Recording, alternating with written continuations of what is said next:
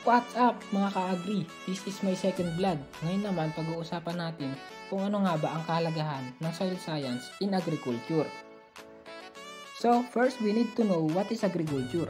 Agriculture is the practice of farming including cultivation of the soil for the growing of crops and the rearing of animals to provide food, wool, and other products. Their branches are livestock production, crop production, agricultural economics, and agricultural engineering.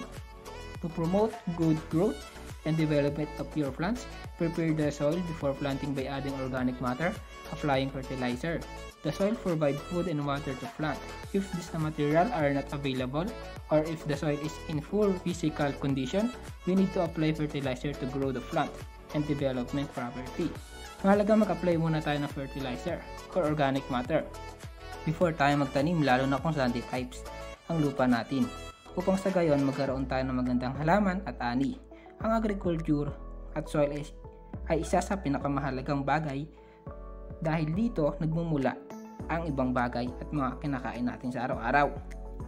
Soil science is the study of soil as a natural resource on the surface of the earth, including soil formation, classification, and mapping, physical, chemical, biological, and fertility properties of the soil.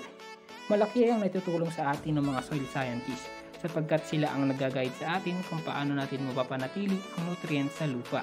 Ang una dapat natin tandaan ang soil liming para mapanatili natin neutralize ang ating lupa para gumanda ang ating mga halaman.